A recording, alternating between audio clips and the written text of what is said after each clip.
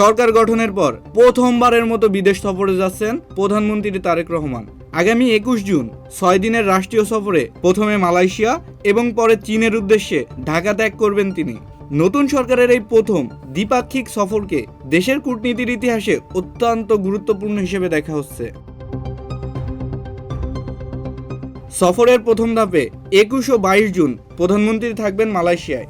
এই অংশের 1 নম্বর এজেন্ডা বাংলাদেশের শ্রম বাজার। মালয়েশিয়ার বিভিন্ন সেক্টরে নতুন কর্মী নিয়োগ, অধিবাসন খরচ কমানো এবং প্রবাসী শ্রমিকদের আইনি সুরক্ষার বিষয়ে দেশটির প্রধানমন্ত্রী আনোয়ার ইব্রাহিমের সাথে তার দ্বিপাক্ষিক বৈঠক অনুষ্ঠিত হবে।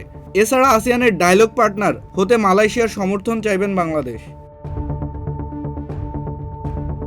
21 জুন বিকালে প্রধানমন্ত্রী সরাসরি পৌঁছাবেন চীনে। এই সফরে দুই দেশের মধ্যে অন্তত 15 থেকে 17টি দ্বিপাক্ষিক চুক্তি ও সমঝোতা স্মারক সই হওয়ার সম্ভাবনা রয়েছে। তার মধ্যে 11টি MOU এবং 2টি বড় চুক্তি রয়েছে। তবে সবচেয়ে বড় আকর্ষণ হচ্ছে বহু প্রতীক্ষিত তিস্তা মহাপরিকল্পনা ও পুনরুদ্ধার প্রকল্প।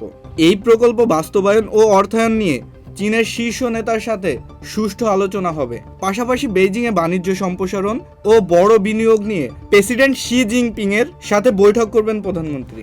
চীন সফরের অংশ হিসেবে প্রধানমন্ত্রী দালিয়ানে অনুষ্ঠিতব্য সামার ডাভোস খ্যাত ওয়ার্ল্ড ইকোনমিক ফোরামের বার্ষিক সম্মেলনেও যোগ দিবেন এবং সেখানে বাংলাদেশের অর্থনৈতিক সম্ভাবনা তুলে ধরবেন। সফর শেষে আগামী 26 জুন রাতে প্রধানমন্ত্রী দেশে ফেরার কথা রয়েছে। এই দ্বিপাক্ষিক সফর বাংলাদেশের অর্থনীতি ও কূটনীতিতে কতটা পরিবর্তন আনবে এখন সেটাই দেখার বিষয়।